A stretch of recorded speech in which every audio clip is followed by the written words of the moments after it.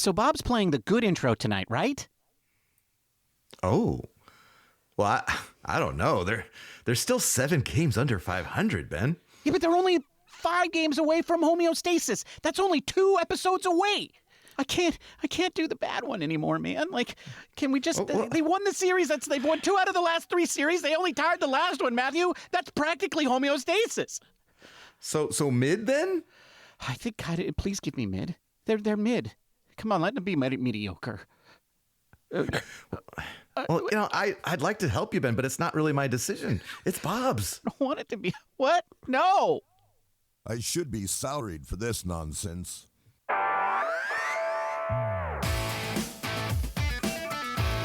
Welcome to Giant Cocktails, where the humor is elite, but the baseball sucks.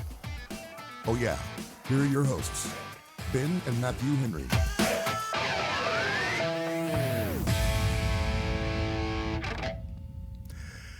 Bob has spoken. The baseball sucks, Ben. Wow, I guess Bob's philosophy is the beatings will continue until morale improves. For sure.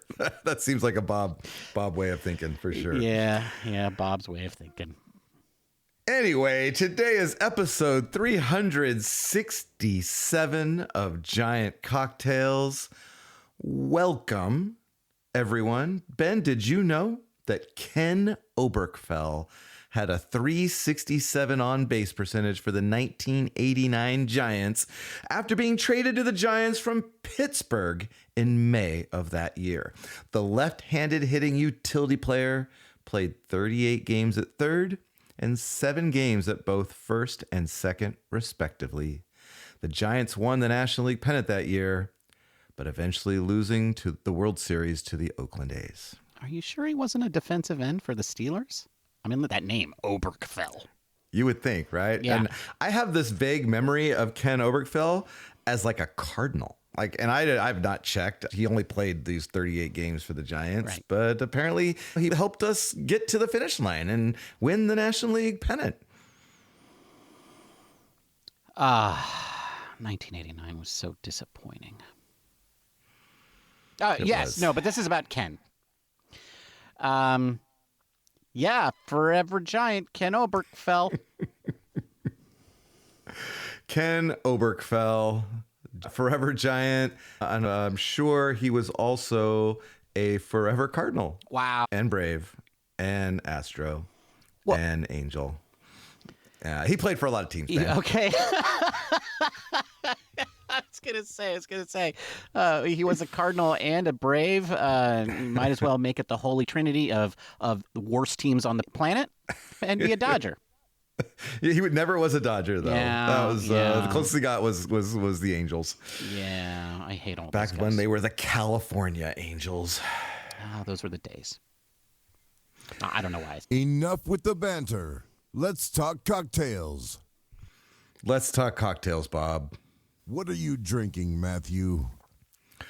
Bob, I'm drinking a cocktail that I found on a cocktail app, and I chose it because it was like there's no way that all of these liqueurs could equal something good. It's called the Prospector, and I'll tell you all about it at the end of the episode. What are you drinking, Ben? Well, thank you for asking, Bob. That's very kind of you, Bob. Today I'm drinking a cocktail that is not called ¿Cómo se dice a whiskey in español? But that'd be a really long title. Yeah, it's pretty long. It's pretty long. It's pretty long.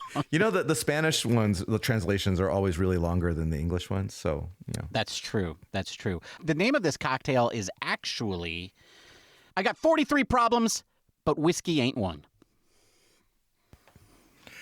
I like it. Yeah, still long, but that's the title. All right. Anyway, today is Sunday, May 17th, as we record this podcast. The Giants went 2-1 since our last episode, and they now stand at 20-27.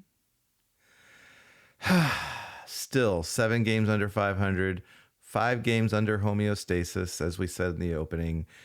Still not good enough for anything but the bad intro. But what are we going to talk about today? Well, we're going to talk about the Athletics series, the good old Sacramento Athletics. No, don't do that to the people of Sacramento. It says it right on their chest, Sacramento. It says that occasionally. It doesn't say that every game. Oh, you mean they didn't? I thought they finally just owned it and that they were going to embrace the city of Sacramento. I think they're going to embrace them a little bit. They're hedging their bets is what they're trying to do, those losers. In case that whole Vegas thing falls through. Yeah. Folks, Ben wanted to talk about ownership. I saved you from that topic. We are going to talk about what's wrong with this team. Matthew, in Boston, they're literally chanting, sell the team, okay? Ownership is a huge topic to fans. I don't know if you know that, but some fans really care about ownership. All right. Well, we are also going to talk about Tony Vitello and how he's been doing so far, because I think we both have some thoughts on that. Yeah. It's fine. But first, Ben, a few tidbits. Ooh. One, not really a tidbit. I have a question for you. Okay. And this came to mind as Drew Gilbert was running around the bases. And they were showing him in slow motion, legging out his triple. Okay. And at 3 different times, he had to stop his swinging of his arms to put his hand on his head to keep the helmet on. Oh, that's bad because that slows you down. It does slow you down. Why didn't he just let it fly off and let the lux I don't know. flow? He seemed really concerned that his helmet was going to fly off top of his head. And so that got me to thinking, is Drew Gilbert's head too small for his helmet? Or is his helmet too large for his head? Well, that is a good question. I'm going to go with his helmet is too large for his head. He does look a little pinheadish, though. Okay. So I'm going to argue that, no, his head is too small. Well, this is a conundrum. Maybe we need a tiebreaker. Bob, what do you think? I think you're idiots. Oh, yep. Bob wins. Okay. Maybe we should just move on then. Okay. Some things happened this week. Heliot Ramos' quad injury being the biggest thing that happened to this Giants team, which could have serious repercussions on our quest for homeostasis. Dude, I don't. Dude! Why wasn't it? Oh, I'm not going to do that. But let's face it, folks, there were a lot of other players who at the beginning of the season we would have said, I hope that guy doesn't get hurt, who now we were all just kind of like, man, I wish it was that guy. Oh, the other thing that happened this weekend was Christian Koss. Oh, they found him? Option to AAA. Oh, Yeah. snap. That's why he was hiding. I get it. I get it now. He was? I mean, it was inevitable. Was right? he in the laundry bin? He was in the laundry bin, wasn't he? That's where I would have been. I don't know. Yeah. Under all the stinky, sweaty, nasty stuff. Because nobody wants to look in there. I haven't checked the starting lineup of the River Cats, but I hope he's playing regularly now. Yeah. I mean, poor guy, right? I mean, just I want to actually just give me a second. I want to see how many at-bats the poor guy got the entire season, and it was 14 at-bats in what, 45 games. That's more than one a week, dude. I don't know what you're complaining about.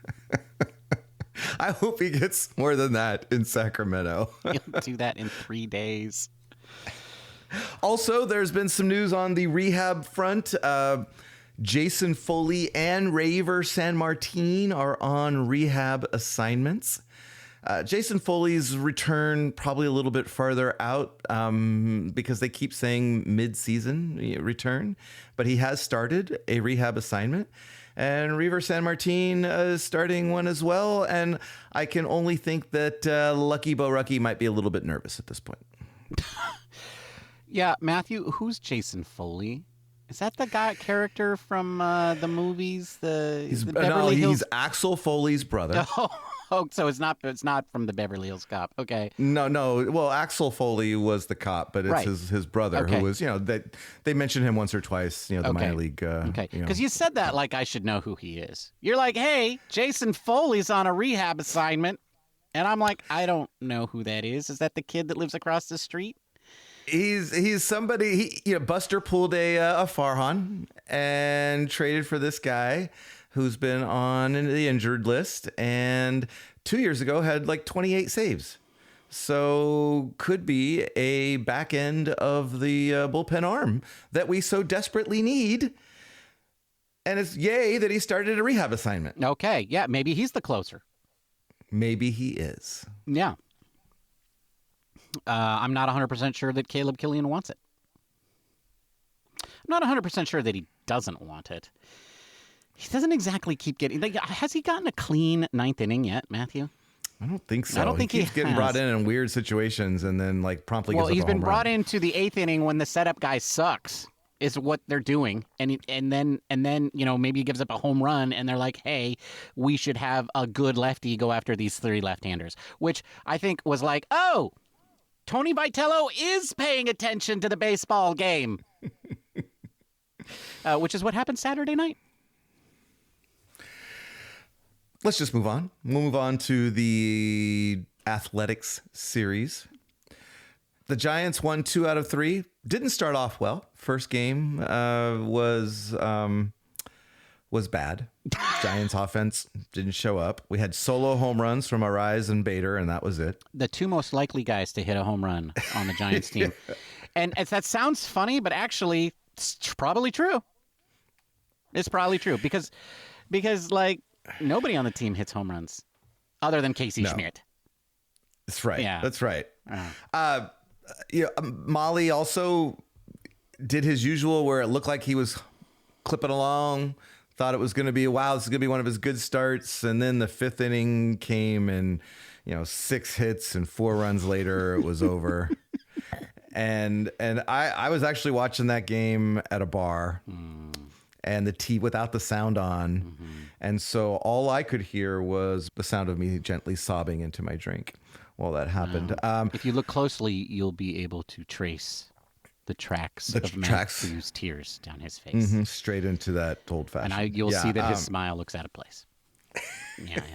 Matthew, he gave up 10 hits, but only 1 walk in his 5 innings pitched. So I imagine you cried a lot of tears. I will say it's a different thing when you're watching a game without commentary and you're not at the game. Right. It's the TV's on, you're trying to follow it. You get to see what's going on, but you're not really emotionally connected. And then bad things happen. And then you just kind of start cursing anybody that nearby that will listen. But Friday was a bad day, Ben. Ramos got hurt, as we mentioned. It was the last time we saw Bryce Eldridge. Friday was just a weird day. I almost did another spit take. What do you mean that was the last time we saw Bryce Eldridge? What do you mean? What do you mean? What do you mean?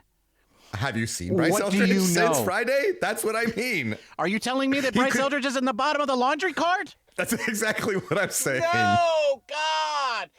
Jesus is with him, isn't he? Because I haven't seen Zeus in days. Yeah. I think once Koss left the laundry room, then both Rodriguez and Eldridge realized that was where they needed to hide. Cut to the third string camera crew following the 2 rookies who were sneaking down the hallway, and the shorter one says to the taller one, "Oh yeah, let's get in here." And they both just jump into there together, and they put a towel over themselves, and you can totally tell that there's 2 dudes sitting in a laundry cart with towels over their heads. But and it's they're effective, Ben. They're like, they can't see us because our eyes are closed. They're still on the team. They're still on the team. Such is life in the San Francisco Giants organization. So Molly didn't do well, but then, Trevor McDonald, EIEIO, shows up on Saturday and does his best Logan Webb impersonation. Yes, you're right, Matthew. He is going to get sent back to AAA when Webb comes back. No. See? This is why I was crying, Ben. You know it's true. You know. Search your feelings. You know it's true. No. Because Buster Posey is actually the Emperor, Matthew. That's the twist. Oh, Ben, he's 2-0 with a 2.37 ERA in his last 2 starts. How do you send that guy back down? And I tell you how you keep him. You go to Mr. Molly and you say, you know what? It's been nice knowing you. Don't let the clubhouse door hit you on the ass on the way out. We're going to send you to a real nice place, a farm. There's going to be room to run. How do you feel about Tampa Bay? He'll be like, hey, they're more likely to make the playoffs than you losers are. Don't let the door hit you on the way out. Oh, man. You tell him, Tyler. Yeah, McDonald just cruised. We got no Suzak or Eldridge in Saturday's game. And then Killian came on, gave up the home run in the 8th. I was conflicted during this game because there were a lot of good things that happened, and then there were things where I just was confused. And I'm sure that I am not the only Giants fan that feels that way. Right.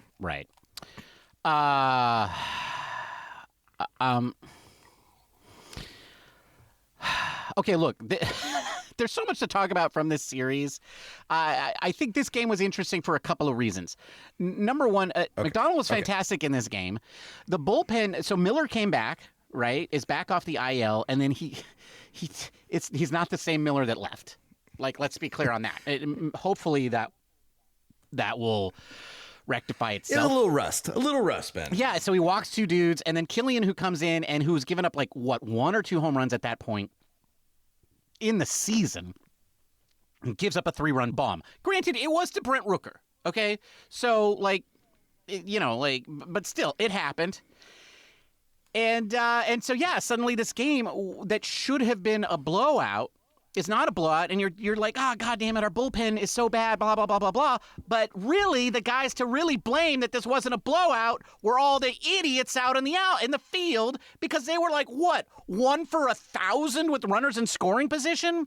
I think the bases were loaded literally every at-bat in that game, and the Giants struck out in every single one of them. And I know that's not what happened, but you all know that that's what happened at a spiritual level, because that's what's been happening at a spiritual level all season. It was just another one of those games where they won, but it felt like they lost. But hey, at least we have Casey Schmidt.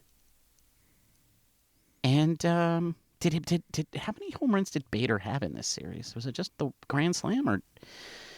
I think it was just the Grand Slam. He hit a couple to the warning track. Oh, yeah. Because I do want to talk a little bit about Bader in terms of this series. Well, I mean, the only thing that I really wanted to call out on Game 3, other than the fact that I really appreciated that the A's decided to kick the ball around like a minor league. Yeah. The Giants scored 10 runs, but really they only scored 2. Exactly. But Hauser D's nuts pitched well again, and I say in May. Oh, yeah. Okay. Well enough. He gave up some walks. Yeah. I get it. But 6 innings pitched, 1 earned run, 4 hits, 5 walks. That was the one blemish. But he only gave up the 1 run.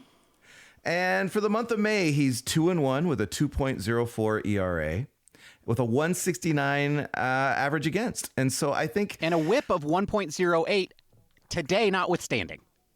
Exactly. And I think we need to be really, really hopeful that this is kind of the Hauser D's nuts that we start seeing, because we do have him for another year. And he's going to be the pitcher who stays and when McDonald gets sent down. You're right. Exactly. Yeah. Exactly. Because he's got a 2-year contract. They're not trading Molly, Matthew. It's going to be McDonald that gets sent down. Okay. Yes, absolutely right. I do want to talk really quickly about Harrison Bader. I've given him some flack recently. I think we both have. Yeah. But I do want to say that the guy has been hitting for some power recently. And I just want to say, as a form of an apology, hey, we might be able to trade that guy after all. But I think we better do it soon.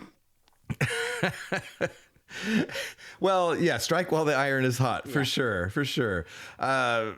We'll see. We still got like 2 months before the trade deadline. There's two other big things that we got on this list here, man, that I think we got to cover. I think we should talk about Ramos and Eldridge. And for me, Matthew, I know we talked about this in the tidbit section, but if I had to say to you, Matthew, of the Giants players, offensive players, other than Casey Schmidt, who would you be most disappointed to see get injured? And let's exclude the rookies who just got called up, right? Like, we're talking about the everyday guys that have been with the team the whole season. Who would be the most upsetting to see go down now, given what we've seen through this point of 2026? Well, definitely Heliot Ramos. Heliot, sure. right? Yes. This was the worst possible guy to get injured. And I am including Matt Chapman, Willie Adames, Mr. Charisma, with all of his. What is Bob? What does he have? What is that word that the kids use? He has strong risibility. Yeah, right. Like, yes, that. And Devers. Right? I mean, and I know that that's a little ridiculous to say, especially now that Devers has started hitting. But to have Ramos go down, like, I feel like that's it. The season's done. Let's start trading guys. Because he's going to be out for, like, they put him on the 10-day IL. It's not going to be 10 days. It's going to be like 3 to 4 weeks. I think the part that's really hard for him is that we don't have an obvious replacement. No, we don't. Like, if Luis Ariz went down, well, then you slide Casey Schmidt into second base and you probably do okay. We just saw Drew Gilbert starting against a left-hander because that's all we had. Right. And how many times has Drew Gilbert, including today, reached base against a left-hander in 20 plate appearances, Matthew? That would be zero. Zero. Drew Gilbert has a 0 chance of getting on base against left-handers. And they started him against a left-hander. That is not the solution to this problem. So they're going to have to make another move. They called up they called up Will Brennan. This is not the solution either. So I don't know what the solution is. And this might be like foretelling the rest of this thing. I can tell you this right now. Tony Vitello doesn't know what the answer is either. I think the solution is Casey Schmidt taking lots of fly balls. Yeah, but game. I don't mean, like, he played left field in this series. I don't know why he wasn't out there today. Like, every time, look, folks, every time that Casey Schmidt starts the game as DH, the Giants are making a massive mistake. And they did that today. When they had every excuse to put him in the outfield. Anyway, this is horrible news. Ramos going down is horrible news. This could be the nail in the coffin. Awful, awful news. All right. But on an up note, Matthew, let's talk about our rookies. How about that Bryce Eldridge? Well, this is where, and I think this will be a topic for another day about roster construction, but I just don't understand why Bryce Eldridge is even on the team. And, like, I mean, you could find somebody else that could give you the same amount of at-bats that Eldridge is giving and give your number one prospect playing time in the minors. I mean, we're at the point now where you can't tell me that he is learning on the job, that he is getting the experience he needs. Sure, maybe defensively working with Ron Washington before each game is going to make him a better first baseman, but it's certainly not making him a better hitter. If that's what you want, you should send Ron to Sacramento. That's the solution to that. And I don't know if that's what Ron wants, but give him some extra cheddar. You know? Like, whatever. Like, or you play the kid every day and you let him play 20 games, 30 games. And if he goes 0 for 30 games, he goes 0 for 30 games and you send him back down. But what they're doing right now is the worst possible thing. The absolute worst. These guys have no idea what they're doing. Well, I think I wonder, and maybe this is a good segue into our next topic, but I wonder when Buster brought him up, was there an expectation that Eldridge was going to play and Vitello was choosing not to play him? Vitello himself told reporters that he was going to be getting at least a pinch hit appearance per game and that was going to help him. We haven't seen that, folks. He's been sitting on the pine. Oh, wow. If only anybody could have predicted that. Yes, Mr. I don't ever want to see a pinch hitter in my life. Yeah, that's that would be Tony Vitello. So I think that is a good segue into our next segment, Ben, and that is kind of checking in on Tony Vitello. We when he was hired, there was understandably a lot of concern about hiring someone who didn't have any professional experience. And we heard from the beat writers who I guess had talked to Buster and all that there was an expectation that there was going to be a learning curve for Tony Vitello. And I get that, right? Anytime you come into a new environment, you're going to have to kind of learn as you go. Yeah. What I didn't anticipate, Ben, was that Tony Vitello would have to get used to substituting players. That he would have to get used to like starting guys, or giving guys rests over 162. Like, I feel like I don't have that experience either, but I think I could do it. Matthew, do you think Tony Vitello has watched a professional baseball game in the last 10 years? I've got to feel like he's watched a few. I mean, I don't know. I don't think he was watching a lot of them during the school year. Maybe in the fall, come September. Maybe. Watching a few games. Maybe. But yeah, like I feel you. I feel you. Yeah. Like I agree with you. It is confounding to me how this man does not use his bench. And I get it, folks. Like, he doesn't have a great bench, and that's not his fault. I've read the articles too. Okay? But, like, even so, you still use some of your dudes, right? Well, yes, especially when the other dudes are struggling. And we have seen Willy Adames get rolled out there day after day after day, even when he was struggling. Great. Now he's finally starting to come out of it. And we hope that that's, sign of things to come. Matt Chapman continues to struggle. He has gotten a couple days off. Devers continues to play every day. And you can't play those guys every day. Well, I guess you could. Devers and Adames expect to play 162 games a year. They have in the past. But I think, as I've been thinking about this, I liken it to my own experience of coming into a new organization as a leader. And I've done that twice. And when the last time I had some very seasoned staff members around me, and I was very reluctant to rock the boat, even though I had a decade and a half of experience myself, just in a different place, but same business. And so I kind of held back a little bit, and I didn't assert myself, and I didn't, because out of deference to those who had been around. And I fear that Tony Vitello is doing the same thing, that he is reluctant to rock the boat with guys like Devers and Adames and Chapman. He doesn't want to upset them. But the bottom line is they're not playing well, and the team is losing. Matthew, let me ask you this, and I want you to try to be 100% honest with me. Yeah.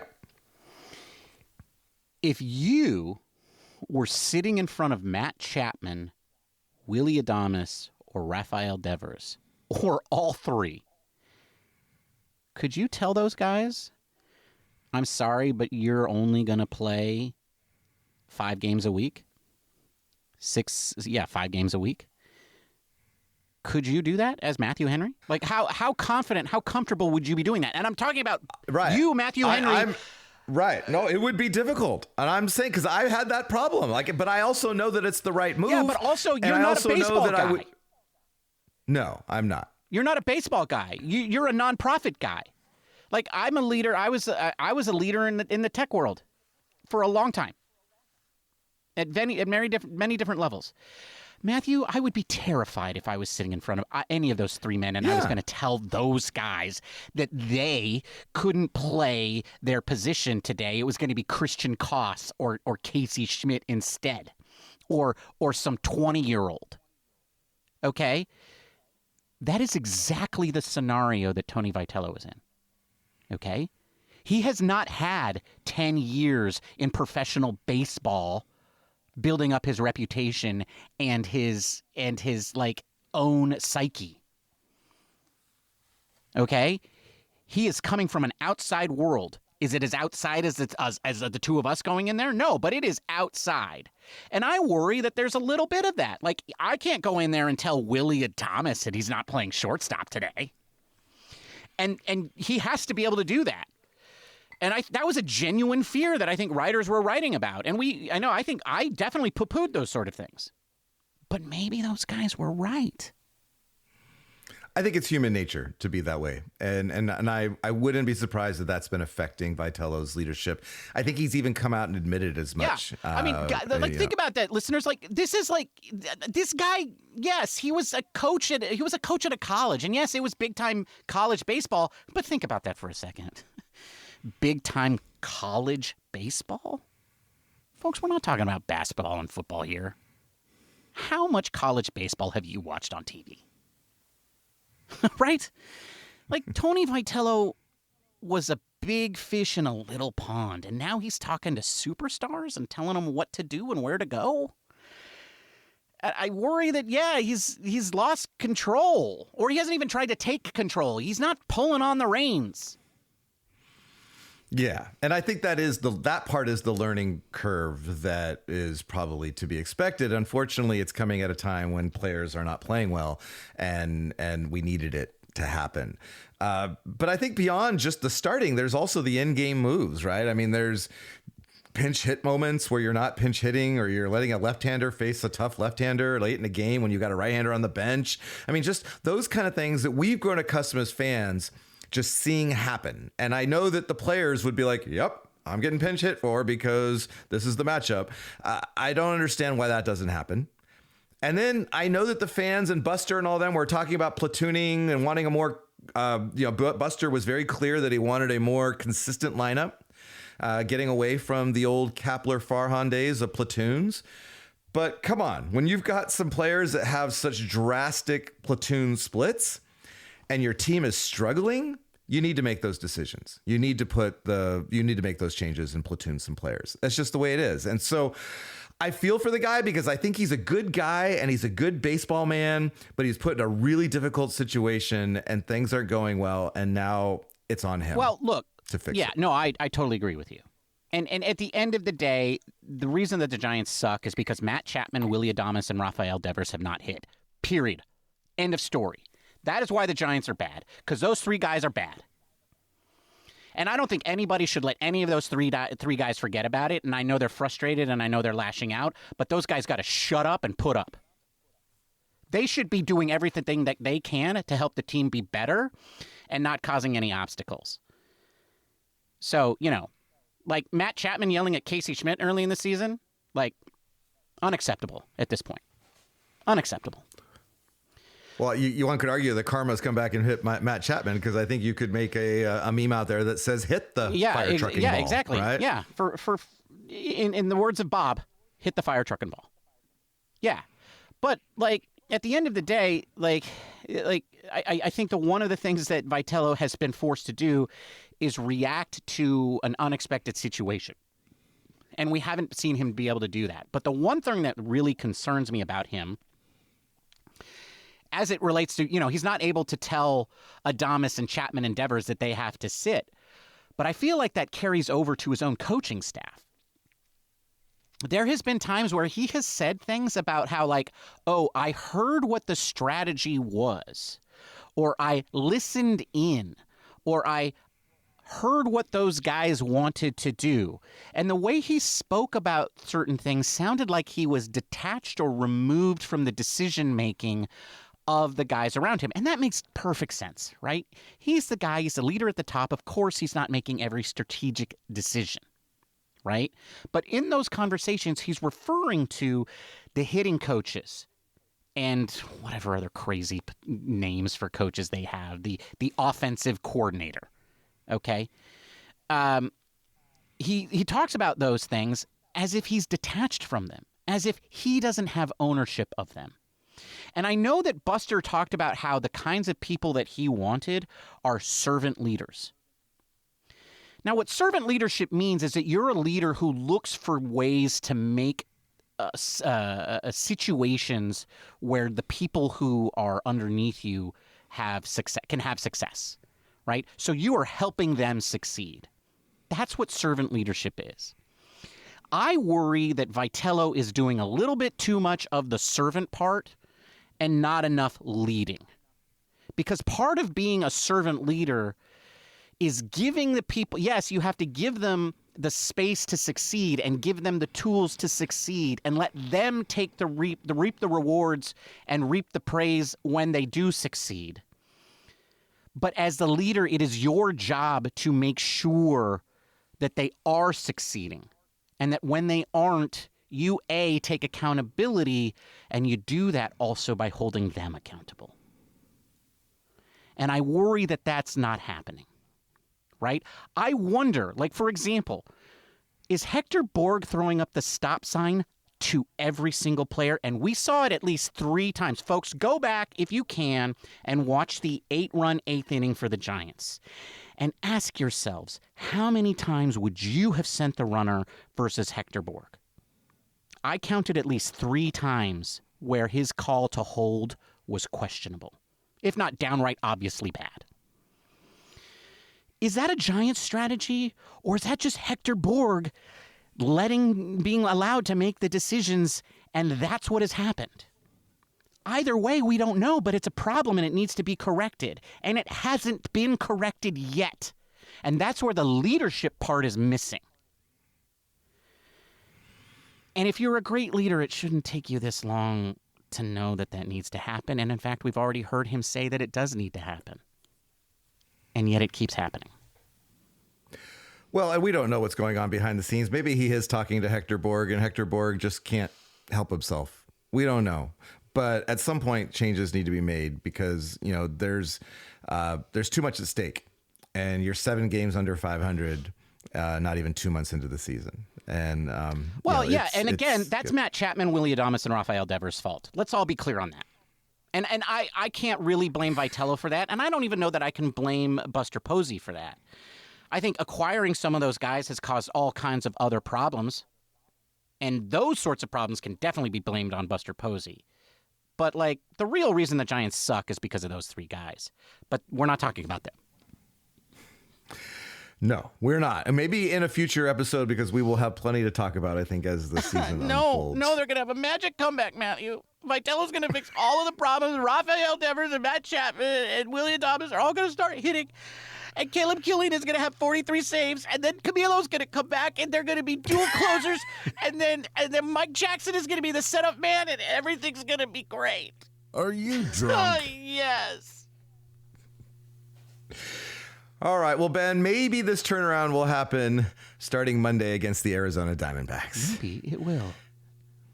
The Giants, we'll be seeing a lot of them. We'll be playing them 6 times over the next 9 games. Ooh. Okay. 9 days. Yes, we've got the Diamondbacks are 22-23.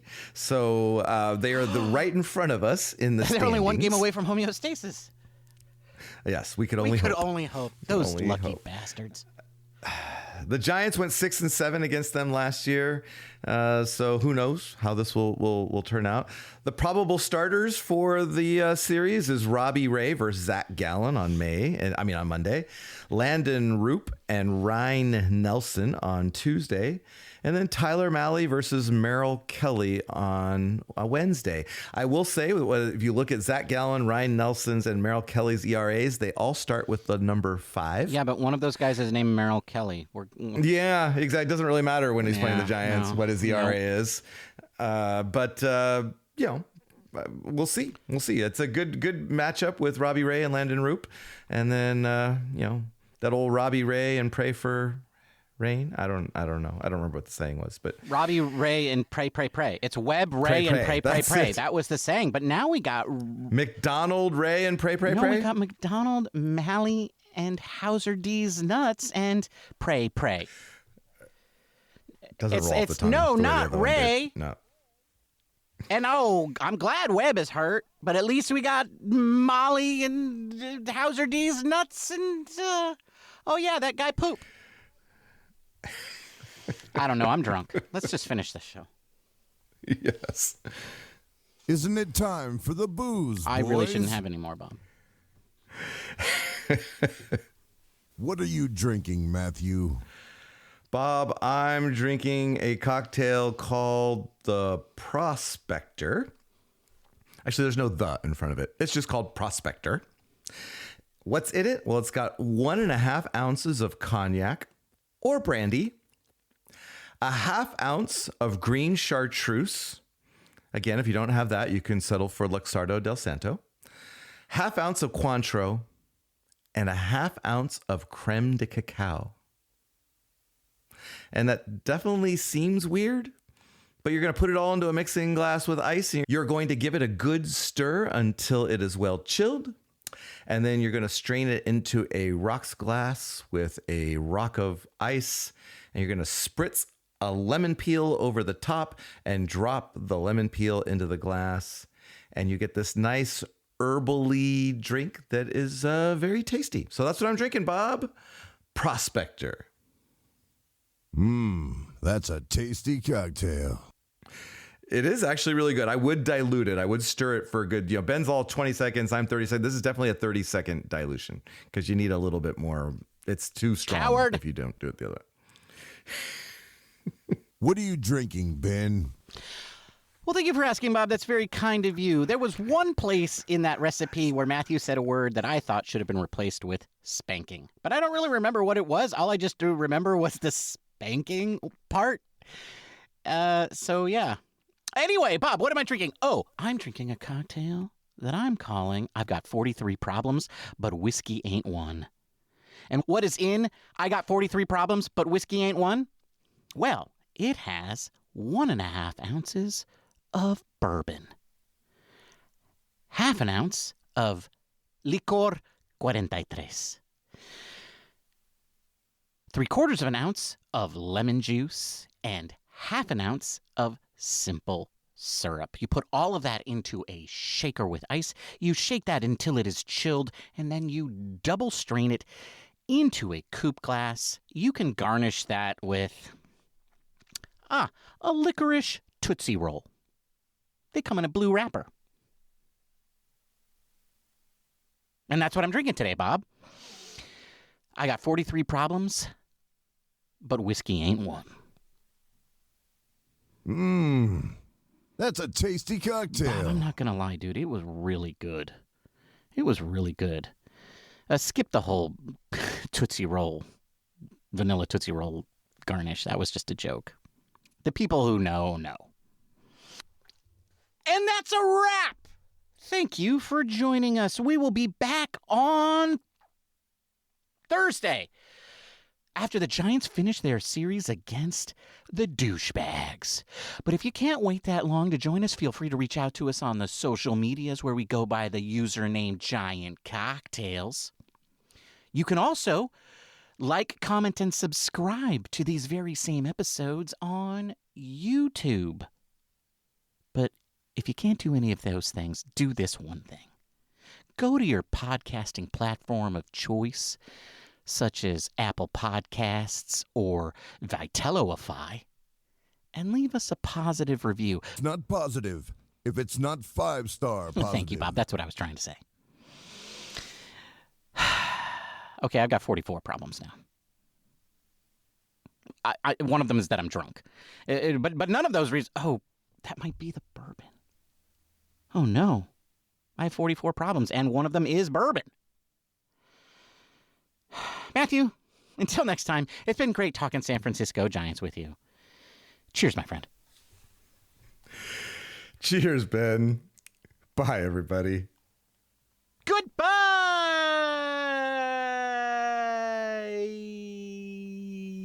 At least our manager isn't Chase Tingler. Subscribe now because you'll forget when you're hungover.